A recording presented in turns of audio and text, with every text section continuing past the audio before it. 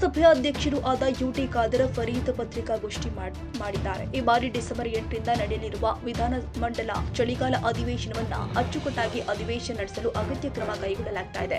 ಪ್ರತಿದಿನ 500 ವಿದ್ಯಾರ್ಥಿಗಳಿಗೆ ಸುಗಮ ಕಲಾಪ ವೀಕ್ಷಣೆಗೆ ಅವಕಾಶ ಕಲ್ಪಿಸಲಾಗ್ತಾ ಇದೆ. ಸಂಸದೀಯ ವ್ಯವಸ್ಥೆಯ ಕುರಿತು ಅರಿವು ಮೂಡಿಸಲು ವಿಶ್ವವಿದ್ಯಾನಿಲಯಗಳ ಆಯ್ದ 30 ವಿದ್ಯಾರ್ಥಿಗಳಿಗೆ ಇಡೀ ದಿನ ಕಲಾಪ ವೀಕ್ಷಣೆಗೆ ಅವಕಾಶ ಕಲ್ಪಿಸಲು ನಿರ್ಧರಿಸಲಾಗಿದೆ.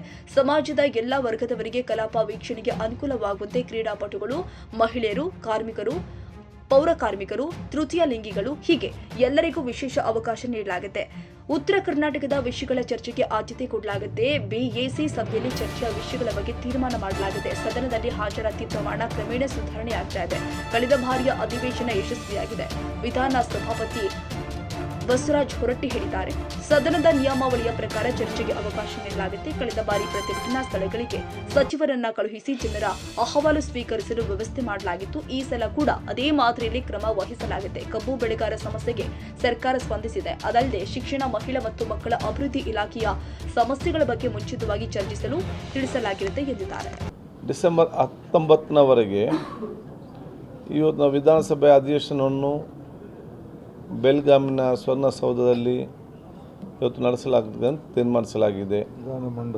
ವಿಧಾನಮಂಡಲದ ಆ ಒಂದು ಅಧಿವೇಶನವನ್ನು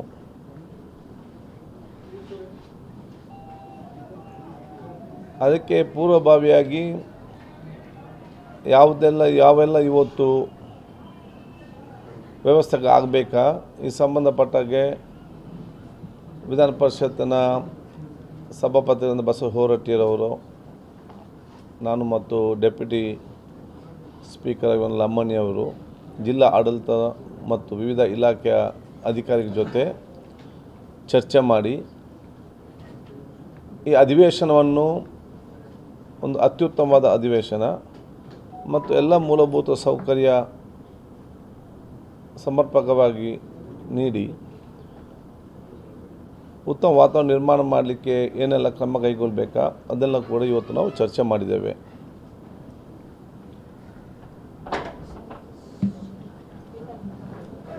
ವಿವಿಧ ಆ ಒಂದು ಕಮಿಟಿ ಕೂಡ ರಚಿಸಿಕೊಂಡು ವಿವಿಧ ಇಲಾಖೆ ಅಧಿಕಾರಿಗಳು ಕೂಡ ಜವಾಬ್ದಾರಿಯನ್ನು ಕೊಡಲಾಗಿದೆ.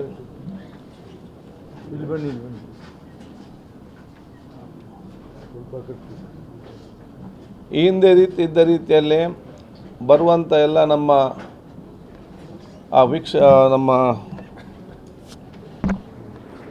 ವಿಸಿಟರ್ಸ್ಗಳಿಗೆ ನಮ್ಮ ಅಲ್ಲಿಂದಲೇ ಶಟಲ್ ಬಸ್ಸನ್ನು ಇವತ್ತು ಗೇಟಿಂದ ಇಲ್ಲಿ ತನಕ ಎಲ್ಲ ಬಸ್ಗಳ ಮೇಲೆ ಬಿಡಲಿಕ್ಕೆ ಆಗೋದಿಲ್ಲ. ಮತ್ತು ವಯಸ್ಸಾದವರೆಲ್ಲ ಬರ್ತಾರೆ, ಅವ್ರು ನಡ್ಕೊಂಡು ಬರಲಿಕ್ಕೆ ಕೂಡ ಆಗೋದಿಲ್ಲ.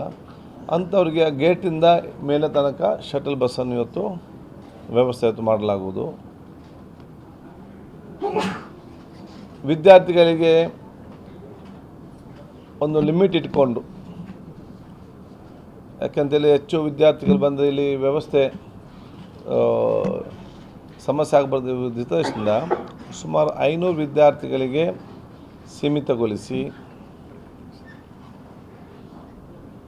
ಮತ್ತು ಯಾವ ಶಾಲೆ ವಿದ್ಯಾರ್ಥಿ ನಮ್ಮ ಕಾಲೇಜಿನವ್ರು ಬರ್ತಾರ ಅವ್ರು ಕನಿಷ್ಠ ಒಂದು ವಾರ ಮುಂಚೆ ಆದರೂ ಕೂಡ ಮಾಹಿತಿ ಕೊಡಬೇಕು ಜಿಲ್ಲಾಡಳಿತಕ್ಕೆ ಮತ್ತು DDPI ಅವರಿಗೆ. ಅದು ಅವರ ಹಿತದೃಷ್ಟಿಯಿಂದ ನಾವು ಇದನ್ನು ಹೇಳ್ತಾ ಇದ್ದೇವೆ. ಯಾಕೆ ಅವ್ರು ಬಂದಾಗ ಅಲ್ಲಿ ಅವ್ರಿಗೆ ಯಾವುದೇ ಒಂದು ಗೊಂದಲವಿಲ್ಲದೆ, ಯಾವುದೊಂದು ಒತ್ತಡವಿಲ್ಲದೆ ನೇರವಾಗಿ ಉತ್ತಮವಾಗಿ ಅದನ್ನು ವೀಕ್ಷಿಸಲು, ಮತ್ತು ಹಿಂದೆ 15 ನಿಮಿಷ ಇದ್ದಂಥ ಸಮಯಾವಕಾಶ 10 ನಿಮಿಷ ಇದ್ದಂಥ ಸಮಯಾವಕಾಶವನ್ನು ಈಗ ನಾವು ಹೆಚ್ಚುವರಿಯಾಗಿ ಮಾಡಿದ್ದೇವೆ. 20 ಅಥವಾ 25 ಪರಿಸ್ಥಿತಿಗೆ ಅನುಗುಣವಾಗಿ ಅದನ್ನು ಸಮಯ ಕೂಡ ಹೆಚ್ಚಿಸಲಾಗುವುದು. ಇದರ ಜೊತೆಯಲ್ಲಿ ಕೆಲವೊಂದು ವಿದ್ಯಾರ್ಥಿ ಮತ್ತು ವಿದ್ಯಾರ್ಥಿನಿಯರಿಗೆ ಒಂದು ರಾಜಕೀಯದ ಅವೇರ್ನೆಸ್ ಮತ್ತು ಆಸಕ್ತಿ ಇರುವವರಿಗೆ ಇವತ್ತು ವಿಧಾನ ಪರಿಷತ್ತಿನ ನಾವೆಲ್ಲಕ್ಕೂ ಚರ್ಚೆ ಮಾಡಿ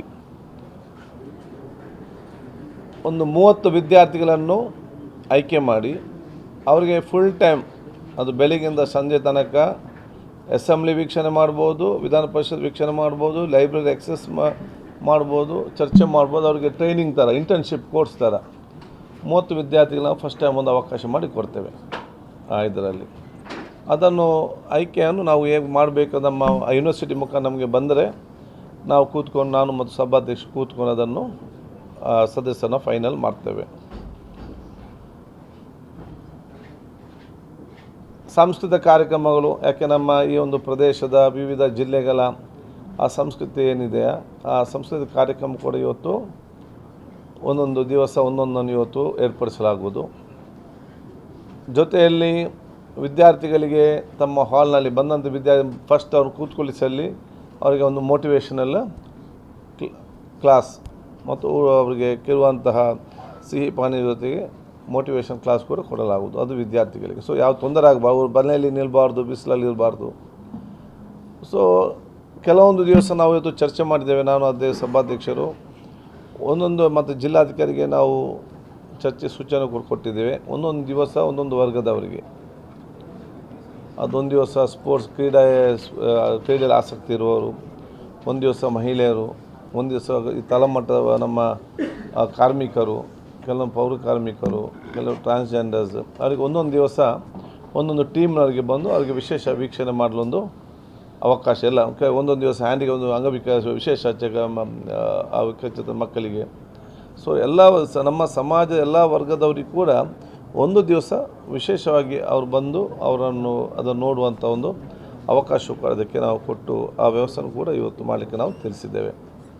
ಅದರ ಜೊತೆಯಲ್ಲಿ ಈ ಹಿಂದೆ ಯಾವ ರೀತಿ ಊಟೋಪಚಾರಗಳಿತ್ತ, ಏನು ವ್ಯವಸ್ಥೆ ಇತ್ತು ಅದನ್ನೆಲ್ಲ ಕೂಡ ಹಮ್ಮಿಕೊಳ್ಳಲಾಗುವುದು.